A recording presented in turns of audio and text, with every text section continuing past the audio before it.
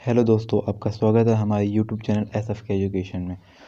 हमने अपनी question series start कर रखी है, जिसमें हम अपनी प्रीवियस वीडियोस में चैप्टर्स को भी कवर कर चुके हैं और लगभग 60 क्वेश्चन हमने कवर कर लिया है।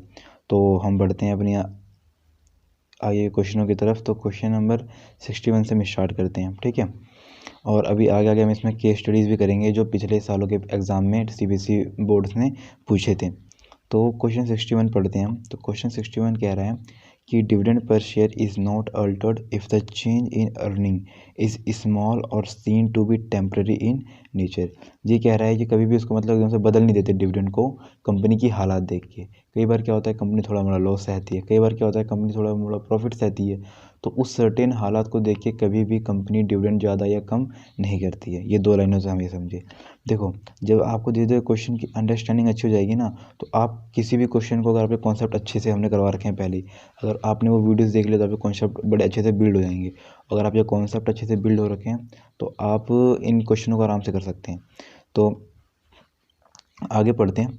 The increase in dividends is generally made when there is confidence that their earning potential has gone up and not just the earning of the current year। वही बात है जो अभी हमने आपको पहले समझा दी क्वेश्चन पढ़ने से। वो यूँ क्या कह रहा है, ये तभी इंक्रीज़ किया जाता है जब उन्हें लगता है कि भाई ये सिर्फ इस साल के प्रॉफिट नहीं होंगे, अब आने वाले साल में हमें प्रॉफिट ही प्रॉफिट होते रहेंगे। या इसलिए नहीं कम करते कि भाई सिर्फ इस साल का लॉस नहीं है, आने वाले सालों में लॉस होता ही होता रहेगा, ठीक है ना। जब उन्हें कन्फर्म हो जाता है किसी एक सर्टेन स्थिति के बारे में, तब जाके वो डिसीजन लेते हैं। तो यहाँ पे कहीं ना कहीं वो कह रहे हैं कि आप डिविडेंड को स्टेबल रखो। तो ये किस पॉइंट से रिलेट कर रहा है, स्टेबिलिटी ऑफ डिविडेंड। इसका आंसर क्या होगा, स्टेबिलिटी ऑफ डिविडेंड। मैं अभी भी कह रहा हूँ आप इन क्वेश्चनों को नोट्स करना चालू कर दें, ठीक है, क्योंकि केस स्टडी में आप कन्फ्यूज आएंगे, इतनी हैवी लैंग्वेज दे देता है कई बार CBSE। तो क्वेश्चन 62 हमें क्या कह रहा है, the dividend in growth companies is smaller debt than in the non growth companies. क्या कह रहा है, जो ग्रोथ कंपनीज होती है वो डिविडेंड कम देती हैं। सुनने में थोड़ा अटपटा सा लगेगा हमें, पर जिस बच्चों ने वीडियोस देख रखी हैं, उनके कॉन्सेप्ट क्लियर हैं, तो वो समझ चुके हैं कि अगर कोई कंपनी ग्रोथ करना चाहती है तो उसे अपना जो रिटेन अर्निंग होता है ना, उसमें से वो कम ही डिविडेंड पे करती है, और जो बाकी पैसा बचता है वो अपने न्यू प्रोजेक्ट में इन्वेस्ट कर देती है, कि जिससे जल्दी जल्दी न्यू प्रोजेक्ट बिल्ड हो और फिर कंपनी अपनी प्रोडक्टिविटी को बढ़ा पाए। तो इसलिए जो ग्रोथ कंपनीज़ होती हैं उनके ग्रोथ प्रोस्पेक्टस होते हैं, कुछ ग्रोथ अपॉर्चुनिटीज़ होती हैं, तो वो कम पैसा खर्च करती हैं डिविडेंड देने में, और भी एक्सपेंसेस को वो कम कर देती हैं। तो इसका तो, और जो नॉन ग्रोथ कंपनीज़ होती हैं जो उन पर रिटेन अर्निंग होता है वो सिर्फ बचा के रखती हैं, किसी और पर्पज़ से खर्च नहीं करती, तो इसलिए वो डिविडेंड रेट हाई देती हैं। ये मैंने दोनों के रीज़न आपको बता दिए। तो यहाँ पे इसने स्टेटमेंट को ट्रू कहा हुआ है, जैसे हमने भी कहा, और यहाँ पे रीज़न दे रखा है, this is because company having good growth opportunities retain more money out of their earning so as to finance the required investment। वही बात इसने पूरी पूरी कह दी कि जब उसे रिक्वायर होती है इन्वेस्टमेंट में करने के लिए पैसा, इसलिए वो कम पैसा पे करता है एज अ डिविडेंड।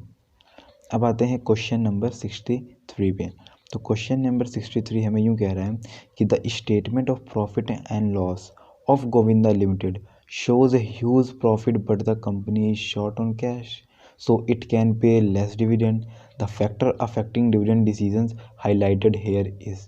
क्या कह रहा है कि जो गोविंदा लिमिटेड कंपनी है, और मैं आपको एक चीज़ सजेस्ट कर रहा हूँ, जैसे ही आपके यहाँ पे स्क्रीन पे नया क्वेश्चन आता है, आप अपनी वीडियो को पॉज करें और खुद क्वेश्चन को पढ़ के अपने आंसर को किसी नोटबुक में लिख लें, ठीक है, या अपने मन में रख लें। और जब मैं आंसर रिवील करूं तो आप देखो कि मतलब आप किस पॉइंट को किस तरह से अंडरस्टैंड कर रहे थे और आपने कहाँ पे मिस्टेक करी है, ठीक है।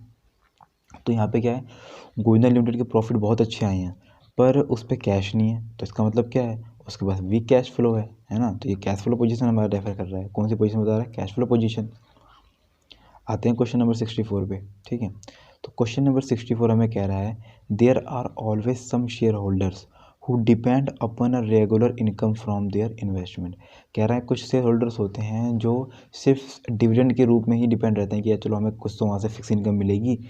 If the share holder in general desire, मतलब सारे शेयर होल्डर का कहना ये है जनरली कि हमें कम से कम इतना अमाउंट तो दिया जाए डिविडेंड के रूप में हर साल, तो the company are likely to declare the same. तो कंपनी को वही same to same amount declare करना पड़ता है एज अ डिविडेंड, क्योंकि प्रायोरिटी होती है कंपनी की वेल्थ मैक्सिमाइजेशन, किसकी, वो भी शेयर होल्डर की। तो इसलिए कंपनी को वो चीज़ करना पड़ता है। तो यहाँ पे हम करेंगे, यहाँ पे होता है शेयर होल्डर प्रेफरेंस की बात कर रहा है, ठीक है। तो यहाँ पे क्या कॉन्सेप्ट आएगा हमारा, share holder preference. Question number 65। तो क्वेश्चन नंबर 65 हमें यह कह रहा है कि higher dividend may be declared if tax rates are relatively high. कह रहा है कि जो हम हायर डिविडेंड देंगे कब, जब हमसे गवर्नमेंट ज़्यादा टैक्स देगी। ये तो बेवकूफ़ी वाली बात होगी। मतलब आपको अपने प्रॉफिट में से टैक्स भी देना है और टैक्स देने के बाद फिर आप डिविडेंड दे रहे हो। तो अगर ज़्यादा पैसा आपसे हम क्या करते हैं, डिविडेंड कब देते हैं, आफ्टर पेइंग टैक्स। हमने कैसे ऊपर अपने प्रीवियस वीडियो में हमने क्वेश्चन भी किया था जिसमें ऐसे फॉर्मूला पूछा गया था हमने कि हाँ, तो हम प्रॉफिट को हमेशा आफ्टर टैक्स डिविडेंड बांटते हैं। तो अगर टैक्स का रेट ही ज़्यादा हो जाएगा तो कहीं ना कहीं कुछ कम अमाउंट बचेगा, किसके रिगार्डिंग, किसके लिए, हमारे डिविडेंड के लिए। तो इससे रेट क्या होता है, कम हो जाता है, ना कि हायर। तो ये स्टेटमेंट उन्होंने फॉल्स कही है। तो यहाँ पे फॉल्स है, रीज़न वही है, आप रीज़न पढ़ सकते हैं। मैं रीज़न आपके साथ अभी डिस्कस नहीं करूँगा, ठीक है, क्योंकि हम इसको बहुत सारी वीडियो में एक्सप्लेन कर चुके हैं अलग अलग तरीके से। अब आते हैं क्वेश्चन नंबर 66 पे। क्वेश्चन नंबर 66 हमें यह कह रहा है कि investors in general view an increase in dividend as a good news and stock prices react positively to it. अब ये कह रहा है कि जो इन्वेस्टर होता है ना, अब यही सोचते हैं कि जैसे डिविडेंड के रेट बढ़े गुड्स, तो वो उनके लिए अच्छा है, कैपिटल मार्केट में देखते हैं। Thus, the possible impact of dividend policy on the equity share price is one of the important factor considered by the management while taking about it। तो बहुत सारी कंपनियां सोचती हैं अगर हमने डिविडेंड कम कर लिया ना तो लोग, नॉर्मल पब्लिक देखेगी कि कंपनी तो कम दे रही है, तो कहीं ना कहीं हमारा पूरा प्रॉफिट भी उससे अफेक्ट होगा। तो कंपनी ये अपनी नज़रों में रख के अपनी पॉलिसी को बना रही होती है जिसमें कहीं ना कहीं डिविडेंड को भी हायर रखते हैं, समझे। ये है। तो ये सारी बात किसके बारे में हो रही है, स्टॉक कैपिटल मार्केट की सिचुएशन के बारे में, स्टॉक मार्केट रिएक्शन है, ठीक है, सारी सारी। अब आते हैं क्वेश्चन नंबर 67 पे। Large and reputated companies generally tend to pay higher dividend than the smaller company because. अब यह हमसे क्या कह रहा है कि जो बड़ी कंपनी होती है इनकी अच्छी खासी रेपुटेशन होती है, तो वो बंदे हाई डिविडेंड क्यों इशू करते हैं, रादर देन जो छोटी कंपनी हमारी वो क्यों नहीं कर पाती हैं। तो इसका मेन रीज़न ये होता है कि जो बड़ी और रेपुटेटेड कंपनियाँ होती हैं ना, उनका एक बिल्कुल स्मूथ और एक अच्छा खासा एक्सेस होता है कैपिटल मार्केट में। अब जिन्हें कैपिटल मार्केट नहीं पता, हमसे आगे ब्रॉडली डिस्कस करेंगे हमारे नेक्स्ट चैप्टर में, आप बने रहना। मैं आपको फिलहाल शॉर्ट में ब्रीफ दे रहा हूँ। कैपिटल मार्केट एक ऐसा मार्केट है जहाँ पे आप जाके लॉन्ग टर्म के लिए फंड इकट्ठा कर सकते हो, डेट पे ले सकते हो या अपनी आप इक्विटी भी इशू कर सकते हो। तो उसे कहते हैं कैपिटल मार्केट, समझे। तो वहाँ पे इसकी अच्छी खासी एक्सेस है, उसे वहाँ से ज़्यादा पैसा मिल जाता है, इसलिए इसे अपनी अर्निंग में से पैसा खर्च नहीं करना पड़ता। ध्यान से सुनो, जो हाई रेपुटेड कंपनियाँ होती हैं उन्हें स्टॉक कैपिटल मार्केट से पैसा जल्दी मिल जाता है, जिसके कारण वो अपनी रिटेन अर्निंग में से पैसा खर्च नहीं करते हैं। और रिटेन अर्निंग में से जब पैसा खर्च नहीं करते हैं तो जो शेयर होल्डर्स होते हैं उन्हें अच्छा खासा पैसा मिल जाता है, अच्छा खासा डिविडेंड मिल जाता है। पर इन केस जो हाई रेपुटेड कंपनियाँ नहीं होती हैं उन्हें कहीं ना कहीं बाहर से बहुत कम फंड मिल रहा होता है, फिर उन्हें अपनी सेविंग का यूज़ करना पड़ता है और बची हुई सेविंग में से वो फिर वापस उनको प्रोवाइड करते हैं वस्तुएँ। तो ये रीज़न है डिविडेंड। अब आते हैं क्वेश्चन नंबर 67, तो अभी हम कर रहे थे ना, the generally have access to capital market. हाँ, ये तो हमने कर लिया, आंसर है ना, तो 67 का जो मैंने बताया। अब यहाँ पे question number 68, decision to invest in fixed assets must be taken very careful as the investment usually quite large. ठीक है, हमें क्या कह रहा है कि हमें इन्वेस्टमेंट करना है बहुत बड़े फिक्स असेट में। अब बताओ, फिक्स असेट क्या एक साल के लिए होती है, नहीं ना, अप टू 1 ईयर नहीं होती, मोर देन 1 ईयर होती है। तो ये कौन सा क्वेश्चन, इसका आंसर होगा हमारा, जो हमने शुरुआती वीडियो में खाली यही आंसर आ रहे थे हमारे, वो है कैपिटल बजटिंग डिसीजन। अब बताओ कितने बच्चों को याद है कि किसका एक सब पार्ट है, हाँ बोलो। हाँ, तो बहुत बच्चों को याद है कि ये एक इन्वेस्टमेंट डिसीजन का एक सब पार्ट है, कैपिटल बजटिंग डिसीजन। अब कितने को याद है कि इसका दूसरा भाई का नाम क्या है, जिसका दूसरा भाई होता है जो शॉर्ट टर्म के लिए यूज होता है। तो कुछ बच्चे सही बोलने की कोशिश कर रहे हैं, वर्किंग कैपिटल डिसीजन। ठीक है, अब आते हैं क्वेश्चन नंबर 69 पे। तो dash decisions involve allocation of firm's capital to different projects और assets with long term implication for the business. These decisions affect the growth, profitability and risk of the business in the long run. अब ये कह रहा है कि ऐसे decision involve करना firm के लिए जो कैपिटल होता है डिफरेंट प्रोजेक्ट से और असेट में विद लॉन्ग रन इम्प्लीकेशन। वापस से बात कर रहा है कैपिटल बजटिंग डिसीजन की, कहाँ पर इन्वेस्ट करते हैं पैसा। ठीक है, हम स्लाइड को बड़ी कर लेते हैं, अब आपको प्रॉपर दिख रहा होगा। अब आते हैं क्वेश्चन नंबर 70 पे। These decisions include purchase of land. भाई देखो, लैंड, बिल्डिंग, प्लांट, मशीनरी की बात करी, फिक्स एसेट की बात करी, लॉन्ग टर्म के लिए इन्वेस्टमेंट की बात करी, तो आपको आग बंद करके कैपिटल बजटिंग डिसीजन पे लगा देना है। तो यहाँ पे कैपिटल बजटिंग डिसीजन पे हमने आंसर टिक कर रखा है या उसको राइट कर रखा है। अब आते हैं क्वेश्चन नंबर 71 पे। तो यहाँ पे लिखा हुआ है major expenditure such as those on advertising campaign. Advertising की बात करी तो मैंने अभी क्या बताया था आंसर उसका, कैपिटल बजटिंग डिसीजन नहीं होता है। आपने देखो कुछ कीवर्ड पकड़ लो आप।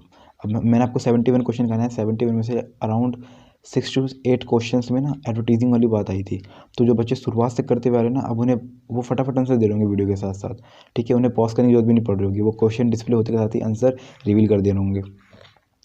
हालांकि वो मैं सुन नहीं पा रहा, पर मुझे पता है, क्योंकि अगर जो बच्चा रेगुलर कंसिस्टेंसी बना के वीडियोस देख रहा है ना, जिसने 71 क्वेश्चन कर लिए हैं, तो लोगों को चैप्टर के बारे में 70-80% अच्छी खासी नॉलेज गेन कर चुका है। अब बस उसकी प्रैक्टिस, उसका रिवीजन उसे 100% गेन करने में भी हेल्प कर सकता है, ठीक है। तो यहाँ पे लॉन्ग टर्म की बात कर रहा है, आग बंद करके कैपिटल बजटिंग डिसीजन। यहाँ आते हैं, बोला है capital budgeting decision are important. क्यों इंपॉर्टेंट होते हैं, देखो अब इसके 3-4 कारण होते हैं, बताता हूँ आपको।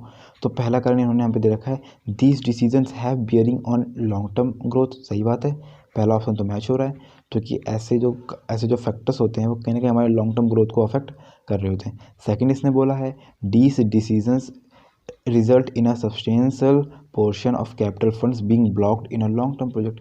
ये कह रहा है अच्छा खासा कैपिटल का फंड जो पैसा होता है ना, वो ब्लॉक हो जाता है किसी फिक्स एसेट के साथ। अगर अब मान लो आपके फादर की इनकम है 50,000 महीना, और वो मतलब साल में कुछ भी जो कमाते हैं अराउंड, अगर आपने उसमें से 5-6 लाख रुपये किसी बाइक में इन्वेस्ट कर दिया ना, तो वो आपके 5 लाख रुपये इस बाइक में ब्लॉक्ड हो चुके हैं। तो वही सेम चीज़ यहाँ पे भी होता है। अब पढ़ते हैं ऑप्शन सी। तो ऑप्शन सी में क्या कह रहा है, these decisions once taken are not reversible without incurring heavy losses. क्या कह रहा है यहाँ पे, कि अगर आप इसको सोचो कि चलो हम इसको वापस कर दें, तो आप एक बार खुद सोचो कि अगर आप वो बाइक किसी को रिटर्न करते हो तो क्या आपको सेम प्राइस देगा? बिल्कुल नहीं देगा, चाहे आप उसे शोरूम से लेके आके क्यों ना उसे रिटर्न करवा रहे हो। ऐसे एग्जांपल मैं दे चुका हूँ आपको पिछली वीडियो में ज़रूर, ठीक है। तो उससे कहीं ना कहीं प्राइस कम हो जाते हैं, normal wear due to normal wear and tear. ये एक्सपेक्टेड ऑब्सोलेंस होता है हमारा, आपने इकोनॉमिक्स में ही पढ़ा होगा अपने। तो यहाँ पे आंसर डी होगा, ऑल ऑफ दिस। अब पढ़ते हैं क्वेश्चन 73। तो क्वेश्चन 73 ये कह रहा है, these decisions result in a substantial portion of capital funds being blocked in long term project, therefore these investment are planned after a detail. वापस इसी बात कर रहा है भाई कैपिटल बजटिंग डिसीजन की। उसने हमें लॉन्ग टर्म बोला और कैपिटल ब्लॉक हो जाता है, बस हम समझ गए। आते हैं क्वेश्चन नंबर 74 में, जो कि हमारे आज के वीडियोस का आखिरी चैप्टर है, आखिरी क्वेश्चन है, sorry. Dance decisions influence the overall business risk complexion of the firm. क्या आंसर होगा इसका? मैं आंसर डिक्लेयर नहीं करूँगा, सोचो। चलो, तो इसका आंसर भी वही होगा, कैपिटल बजटिंग डिसीजन। क्यों? तो कि इसमें भी यह बोल रखा है, इन्फ्लुएंस करता है ओवरऑल बिजनेस के रिस्क कॉम्प्लेक्शन को, ठीक है। अब हम नेक्स्ट वीडियो में अपने करेंगे केस स्टडीज़। तो आज की वीडियो को हम यहीं पे ख़त्म करते हैं। वीडियो में बने रहने के लिए आप लोगों का धन्यवाद। अगर आप अब तक वीडियो में बने हैं तो प्लीज़ चैनल को सब्सक्राइब कर दो, अगर नहीं किया है तो वीडियो को लाइक कर दो और शेयर कर दो अपने दोस्तों के बीच में, जिससे कि वो भी इसका लाभ उठा पाएँ और अपने टर्म 2 की तैयारी में 4 चांद लगा सके, ठीक है। वीडियो में बने रहने के लिए आप लोगों का पुनः धन्यवाद।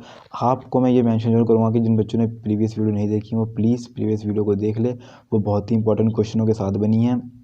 और हमने फर्स्ट के 2 पार्ट्स में इसका एक ब्रीफ वो दिया है आपको, सारे डेफिनेशन समझा दिए हैं, मेन फैक्टर समझा दिए हैं, ठीक है ना। और अभी हमने इसका मतलब ब्रीफ एक्सप्लेनेशन करेंगे, अगर आप चाहो तो आप कमेंट कर देना, तो हम इसके लिए अलग से वीडियो बना सकते हैं। फिलहाल अभी हम अपनी क्वेश्चन सीरीज़ को ही जारी रखेंगे, ठीक है। तो नेक्स्ट वीडियो सब बच्चों को देखनी है, जो कि होगी हमारी केस स्टडी से रिलेटेड।